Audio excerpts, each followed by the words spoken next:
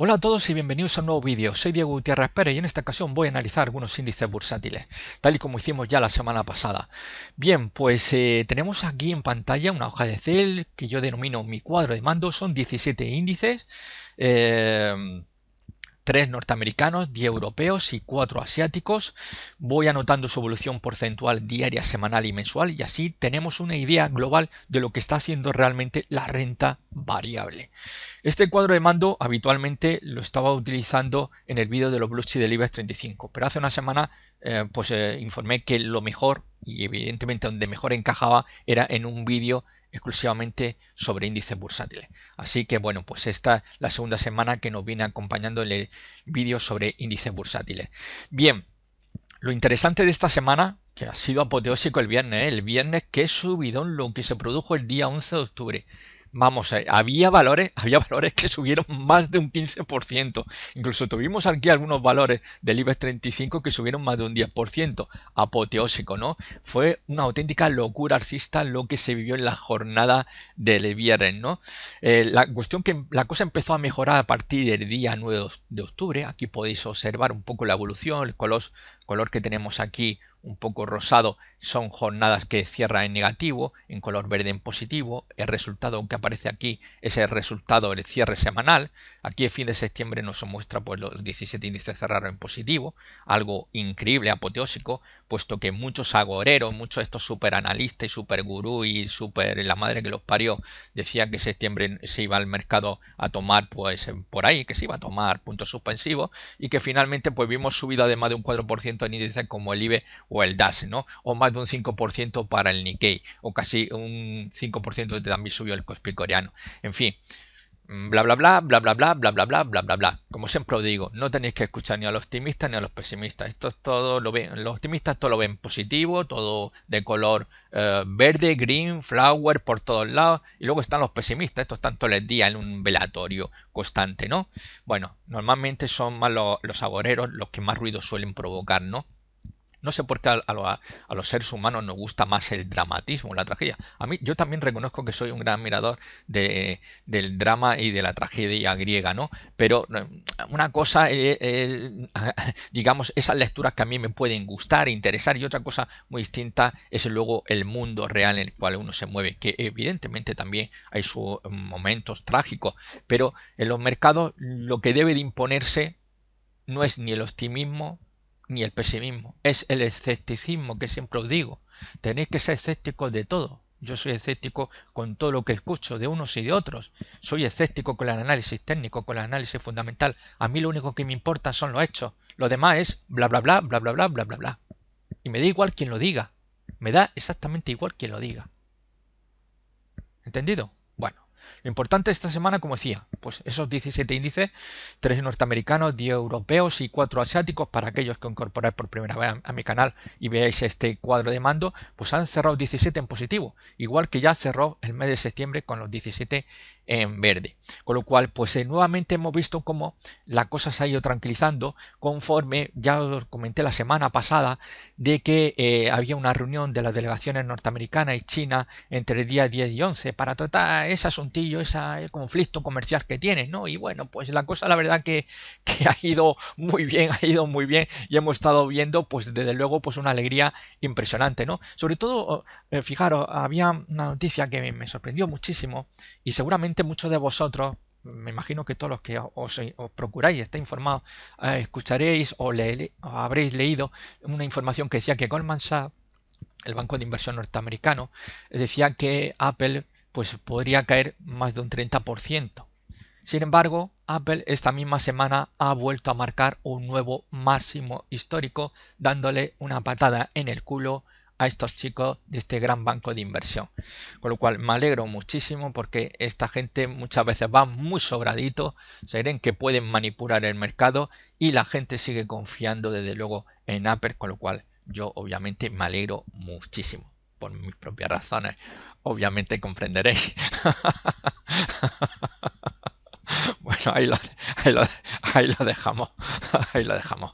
Bueno, pues lo dicho, muy bien. Y esto que estamos viendo, esta representación alcista que hemos tenido esta semana, que insisto, que no solamente se debe a una jornada. La fiesta alcista en Europa y Estados Unidos comienza el miércoles. Desde el miércoles 9 de octubre vemos a los 10 índices europeos y a los 3 norteamericanos un día tras otro cerrar en positivo, lo cual pues le ha permitido al IBEX 35 cerrar la semana con un 3,46%, el DAX 30 un 4,13%, el CAC 40 un 3,21%, el FTSE MIB italiano un 3,22%, 3,54 para Eurostoxx, un 1,28 para el FTSE 100, bueno, bla bla bla bla bla bla, y así continuaríamos, ¿no? Con lo cual ha sido una muy buena semana con ese pleno alcista de 17 índices cerrando en positivo. Bien, vamos a entrar ya directo en lo que a vosotros más os interesa.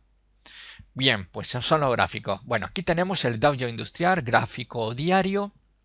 Y bueno, pues aquí vemos la evolución muy bonita. Ya la semana pasada acordaros que se había tanteado esta directriz alcista, esta directriz, veis aquí la flechita indicando cómo se tocó y ahí comenzó el rebote. La semana pasada comenzó el rebote aquí. Y es que realmente, si nos ponemos a fijarnos, realmente lo que estamos viendo es ni más ni menos que desde junio de este año se está moviendo dentro de un triángulo ascendente. Un triángulo ascendente está formado por una resistencia horizontal. Aquí podéis observar una línea bastante gruesa que nos muestra ahí la resistencia de dicho triángulo y el soporte es una diagonal ascendente y que además ya ha sido tanteada en 3 ocasiones, con lo cual estamos hablando de una directriz o de ese soporte de ese triángulo ascendente que es muy fiable. Esto le ha permitido que la sesión del viernes, increíblemente, con un hueco de ruptura, rompiera en la resistencia de los 26.697 puntos, cerrando en esos 26.816 puntos. Con lo cual, nuevamente, ya lo tenemos ahí jugueteando con los 27.000 puntos. Es más, el mismo viernes llegó a alcanzar los 27.013 puntos. Con lo cual, estamos ya pues prácticamente casi jugueteando con la zona de máximos históricos. Con lo cual, para mí la clave está en que no se anule el hueco de la jornada del viernes. Si el hueco de la jornada del viernes es anulado, mal asunto. Es decir, si por ejemplo tuviéramos un cierre diario por debajo de los 26.496 puntos, ahí ya, lo siento con todo el alma, pero nos vamos abajo. Pero nos vamos abajo, nos vamos en una corrección. Estamos hablando de una corrección. Eso de un crash bursátil, eso de un holocausto en la bolsa, eso se lo dejamos a otro. Eso se lo dejamos a otro. A los gurús, a los maestros, a los inversores que se pone el adjetivo de profesionales. También hay traders profesionales y demás historia. Yo vengo a hablar de análisis técnico, que a los que me dedico. Y por tanto, en caso de que tuviéramos ese cierre diario por debajo de 26.496, pues empezaríamos ya una fase correctiva. Mientras dicho hueco permanezca abierto, se puede intentar rellenar, se puede rellenar. De hecho, muchas veces los huecos se intentan rellenar. Pero mientras no sea anulado, como he mencionado anteriormente, hay todavía la posibilidad de atacar esos máximos históricos, atacar esos 27.400 y por encima de 27.400 pues el Dow Jones Industrial estará en subida libre. En principio sería importante que se respetara esos 26.700, que no perdiera 26.700. Aunque de hecho, insisto, los huecos intentan siempre habitualmente los bajistas rellenarlos. Si tienen suerte, porque son los que ponen las pelas sobre la mesa, pueden inclusive anularlo. Pero si no lo anula, aquí hay todavía oportunidad de atacar esa zona de máximo histórico, esos 27.400 y por encima, insisto, estaríamos en subida libre. Importante en el más estricto corto no perder esa zona de los 26.700 puntos. Esto sería una muy buena señal de que los alcistas siguen manteniendo una importante fuerza capaz de contrarrestar cualquier intento bajista por, en todo caso, como mínimo, de intentar rellenar ese hueco de la jornada del viernes. Así que en principio muy bien y todo apuntando a la posibilidad de atacar zonas de máximos históricos. Vamos a verlo aquí, ya lo vimos la semana pasada y estuvimos comparando, son los mismos espacios temporales, son gráficos semanales y están comprendidos pues desde finales de 2017 a la actualidad. Como podéis comprobar, tanto el gráfico que tengo a mi izquierda, que es el Dow Jones Industrial, como a mi derecha, que es el Dow Jones Transporte, esto es un guiño a Charles Henry Down, que normalmente pues decía que ambos índices debían de confirmar la tendencia. Como bien recordaréis, la semana pasada, precisamente, aquí tenemos la vela semanal del Dow Jones de Transporte, fue y tanteó el soporte de rango lateral en el que está inmerso. De ahí se produjo ese rebote y el cual ha tenido obviamente su respuesta esta semana con un cierre ascendente, cerrando en esos 10.291 puntos y lo más importante, cerrando por encima de los 10.200 puntos, que era zona de resistencia y que ha sido conquistada. Esto le permite ahora mismo al Dow Jones de Transportes intentar avanzar hacia la zona 10.800. Este avance hacia la zona 10.800 del Dow Jones de Transportes lo que va a provocar que aquí tenemos en el caso del Dow Jones Industrial como habíamos perdido lo que era el soporte de los 26.623 ligeramente y esta semana lo volvíamos a recuperar, con lo cual ahora mismo es soporte, pues esto nos va a permitir que el Dow Jones Industrial pueda avanzar hacia su zona de máximos históricos y por encima, pues como ya había mencionado anteriormente y volvemos al gráfico diario, por encima de esos 27.400 ya estaría en subida libre. Pero todo esto va a ser muy importante que el Dow Jones de Transporte confirme ese movimiento ascendente intentando buscar la zona de resistencia de 1800. Si en estos próximos días vemos el Dow Jones de Transporte, echamos una ojeada de vez en cuando y vemos que está subiendo, bravo, porque el Dow Jones Industrial continuará subiendo, irá a buscar su máximo histórico, insisto, por encima, subida libre. Vamos a ver el Nikkei. El Nikkei 225 japonés. Pues muy bien. Como bien sabéis, la semana pasada ahí lo vimos cómo se frenaba ante una zona importante de soporte. A ver si lo veo bien que me lo está tapando. Los 21.294 puntos. Una zona clave de soporte donde se empezó a formar un suelo y vemos como ya en la jornada del jueves ya empieza ese movimiento ascendente. ¿En busca de qué? Pues de la resistencia más importante que tenía, los 21.870, cerró los 21.798 puntos, subió el viernes un 1,15%, con lo cual está a tiro romper esos 21.870. Si lo rompe, se nos va a máximos anuales, a la zona comprendida entre los 22.260 y 22.345 puntos, es decir, zona de máximos anuales. Pero tiene que romper esos 21.870. Si hay fallo en los 21.870 puntos, pues tenemos que estar preparados para una nueva vuelta hacia esa zona de los 21.295 puntos. Pero mientras se mantenga por encima de 21.295 puntos, hay probabilidades de volver a atacar esa zona de máximos anuales en el Nikkei 225. Así que muy bien también para el Nikkei japonés. Vamos a pasar al DAX 30. Bueno, pues aquí tenemos al DAX. Qué bien desde la jornada del miércoles, ¿no? El único fallo que ha tenido en la semana fue la sesión del martes. Aquí tenemos la velita negra, ¿veis? Muy bien. Pues aquí, como ya había comentado la semana pasada, se había producido fallos reiterados ante una zona de resistencia muy importante entre los 12.435 y 12.486 puntos, donde veíamos esa gran caída que le llevaba prácticamente a buscar la zona importante de soporte entre los 11.803 y 11.850 puntos, y cómo se produce en la cercanía de esta zona de soporte, pues ese rebote que empezamos a ver cómo se aceleraba a partir del miércoles. El viernes de una manera impresionante llegaba a subir un 2,86%, cerrando los 12.511 puntos, rompiendo ligeramente la importantísima zona de resistencia, con lo cual nos deja las puertas abiertas para atacar los 12.658 puntos, 12.660, si gustan los números que acaben en cierre. Es decir, una vuelta ya a sus máximos anuales, lo tiene a tiro, es decir, que podríamos, si el lunes no descansa el artista, si no se toman un kick-back, como le suelo yo llamar a las pausas donde se producen pequeños movimientos correctivos, pues no sería de extrañar que viéramos un ataque a esa zona ya de máximos anuales, y por encima pues obviamente esto ya vamos a tener que buscar otros niveles, vamos a tener que irnos hacia el pasado y retornar hacia la zona para mí realmente más importante por encima de los 12.658 puntos, que es la zona de los 13.200 puntos. Ese sería el siguiente objetivo si es capaz de romper esa zona de los 12.660 puntos. Ahora vamos a ver si en estos días, si no se relaja la situación, no se toma un kick-back, porque tomarse un kick-back puede llevarle a un escenario no tan agradable. Y os lo voy a explicar. Podría ser, ya hemos visto cómo el DAX se ha ido moviendo desde esa zona. Me voy a permitir un poco que redondee, ¿no? 11.800 como zona de soporte y vamos a poner 12.500 como zona de resistencia, ¿no? Gracias. Bien, pues vamos desde los 11.800, 12.500. De 12.500 volvemos a 11.800. De 11.800 hemos vuelto a 12.500. ¿Qué pasaría si se toman un kick-up, un respiro? Pero ese respiro, pues como que los alcistas dicen, ¿y para qué nos vamos a poner a trabajar? ¿Vamos a hacer como los españoles? ¿Todo el día en la cantina?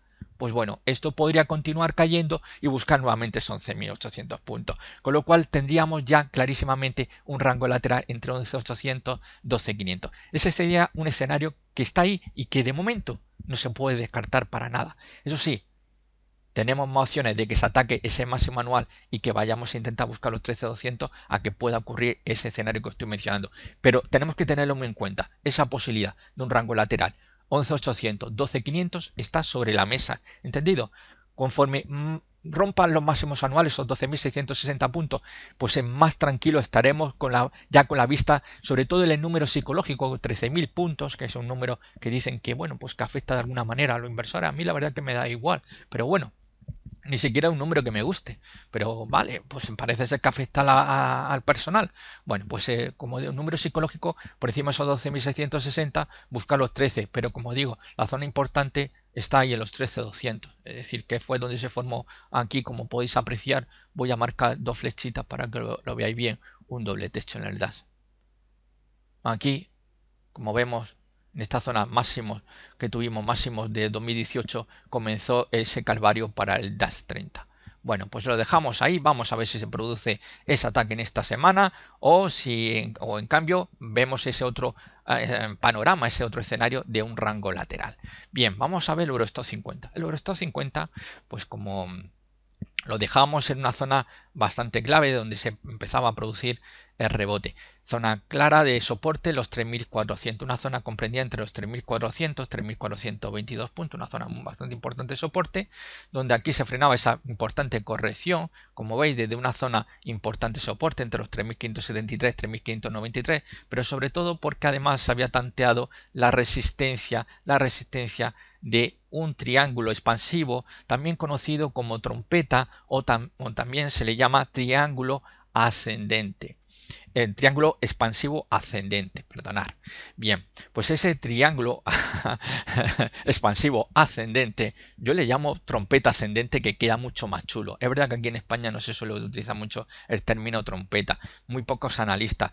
Quizás digamos que la creen de la creen, alguno que otro que ahora mismo tengo en mente, como la S de la Loma, que son posiblemente de los mejores analistas técnicos que hay en España, pues no teníamos ningún problema en llamarle trompeta, ¿no? De hecho, es el nombre con el que se conoce habitualmente este tipo de triángulos expansivos, como trompetas.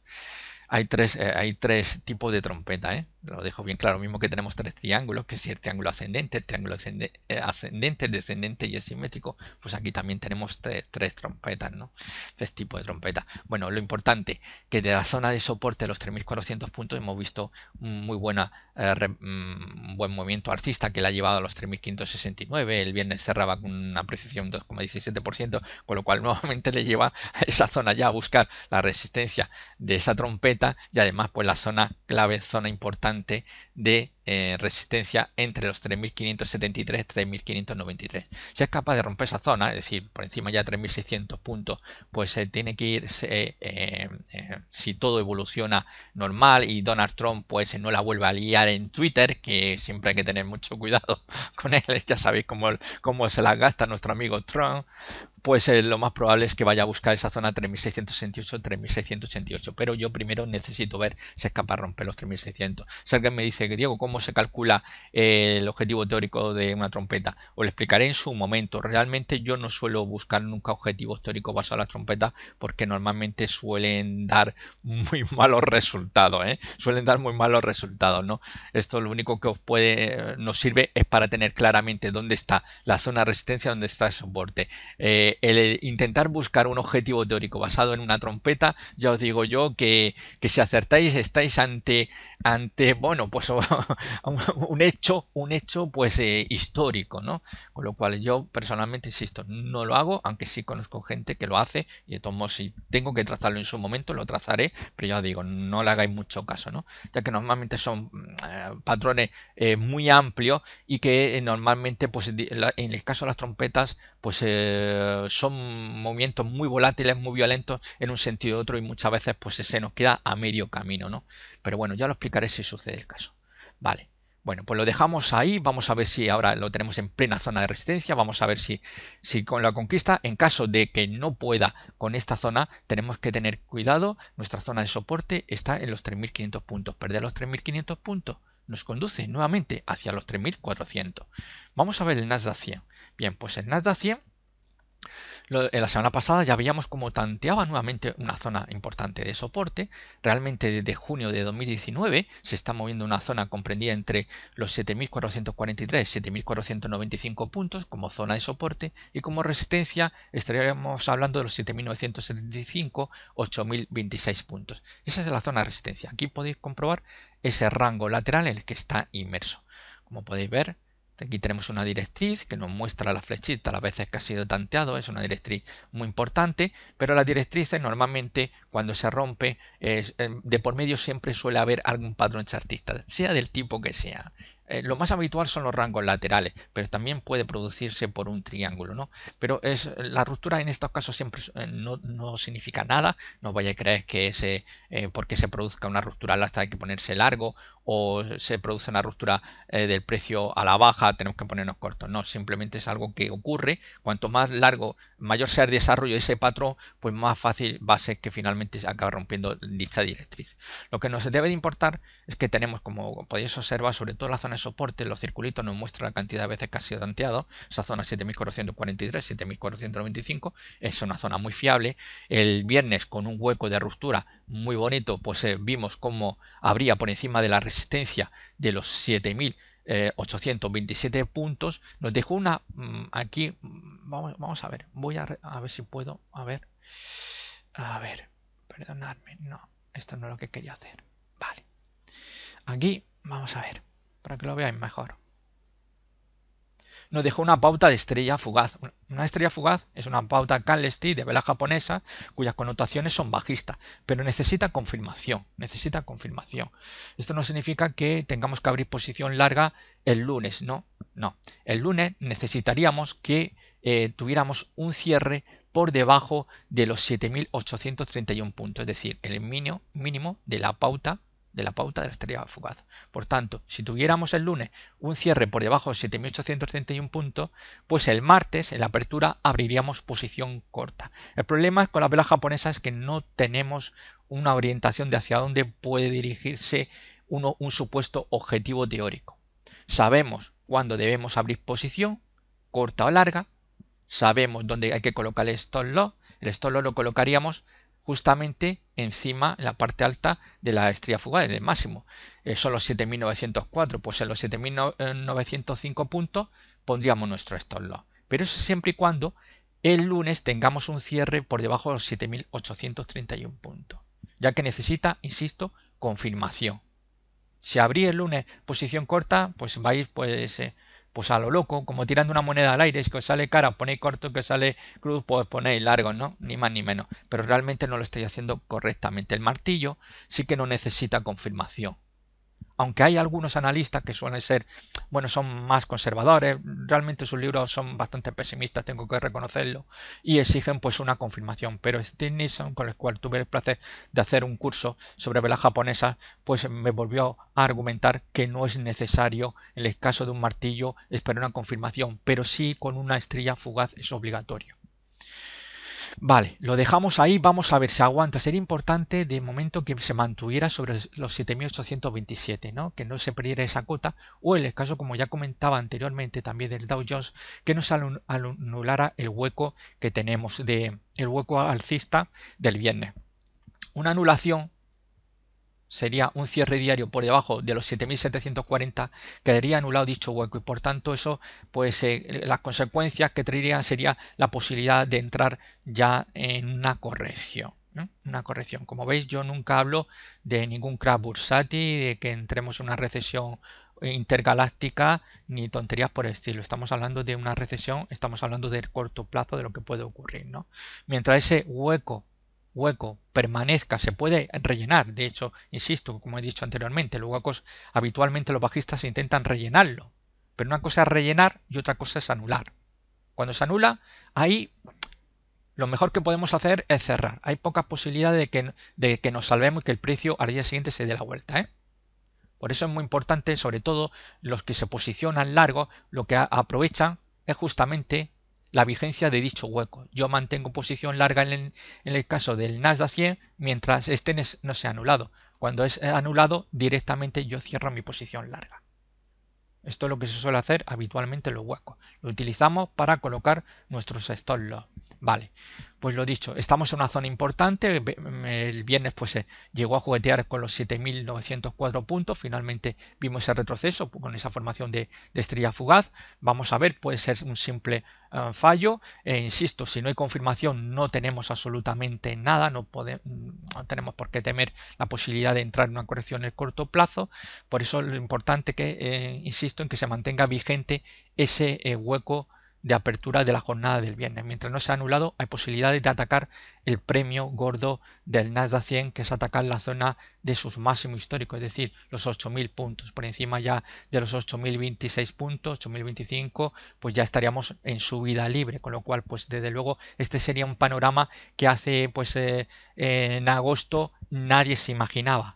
Nadie se imaginaba que podríamos ver a Wall Street con la posibilidad de no solamente regresar a su máximo histórico, sino de inclusive empezar una fase en subida libre. Lo dejamos ahí de momento. Vamos a ver lo que ocurre. Vamos a ver el FTSE 100. El FTSE 100 un poquito más lentillo, pero bueno, mantiene el tipo.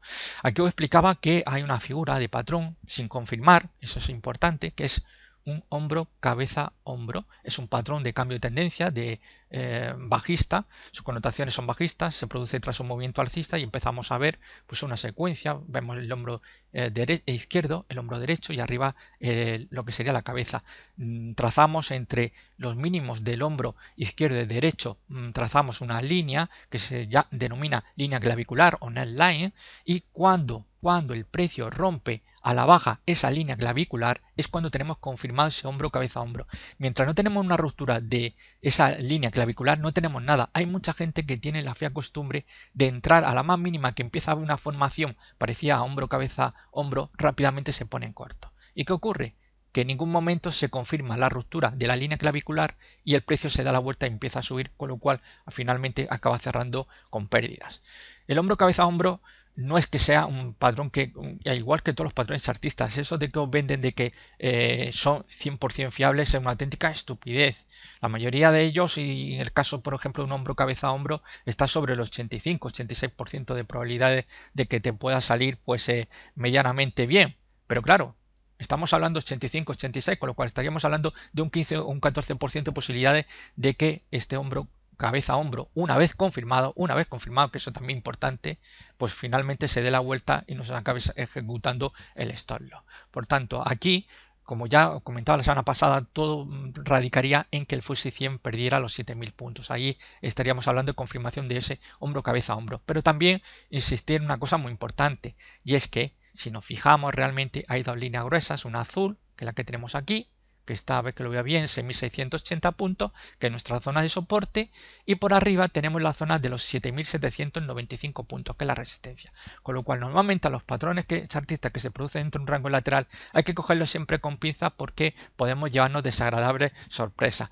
Que se produzca una ruptura por debajo de 7.000 puntos, pues puede ser algo muy a tener en cuenta con la vista, con la posibilidad de empezar ya a trabajar en un posible escenario de que nos pueda conducir a una ruptura de este rango lateral, que desde luego es maravilloso, ya que si me permitís un poco redondear, estaríamos hablando de 6.700 a 7.800, pues fijaros ahí el tirón que tenemos, es que prácticamente estamos hablando de 1.100 puntos, con lo cual una caída, una ruptura bajista sería alucinante, ¿no? Directamente nos íbamos a los mínimos de 2016, ¿no? Con lo cual eso sí que sería bastante interesante. En principio ahora mismo, más allá de la posibilidad de que haya un hombro cabeza a hombro, que insisto, mientras no se pierdan 7.000 puntos no hay confirmación de nada, simplemente aquí hay un dibujito, es como una nube, miramos al cielo y vemos una nube y nos imaginamos que es el rostro de un familiar, es un coche, es un barco, es un avión, ¿verdad? Pero realmente no es más que una nube, ¿verdad? Pues esto no es más que una nube ahora mismo. Cuando se produzca la ruptura podremos hablar de que tenemos un patrón chartista. Luego, otra cosa es si se alcanza el objetivo o no. Por eso insisto de que inclusive hay que tener muy en cuenta dónde se está produciendo ese patrón de hombro cabeza a hombro, dentro de un canal horizontal, que hay que tenerlo muy en cuenta para que nadie luego se lleve a desengaño. Este es un gráfico semanal, ¿eh? Todos los gráficos que hemos visto diarios, aquí que lo estoy viendo la chuletica que me puse la semana pasada, semanal, para que lo tengáis muy en cuenta. En principio ahora lo interesante sería que no pierda 7100, es el soporte más cercano que tenemos, y por arriba la resistencia son los 7300. Romper los 7300 nos llevaría a la siguiente resistencia importante, que son los 7565, y por encima de 7565 a atacar lo que es la resistencia lateral, los 7800. Si perdemos los 7100 puntos, pues bueno, pues hay que prepararse ante la posibilidad de que vayamos a buscar los 7000, se produzca la confirmación de ese hombro cabeza a hombro y vayamos a buscar un nivel como los 6900 puntos, que es zona de soporte. Por debajo de 6900 nos vamos a la base del lateral, de ese rango lateral que está en los 6700 puntos. Por tanto, ahora mismo, en el más estricto corto plazo, tenéis que vigilar que no perdamos esos 7100. Por encima de 7100 hay posibilidades de que veamos al FTSE 100 pues a su paso, a su ritmo, pues intente ir subiendo pasito a pasito por esa escalera alcista.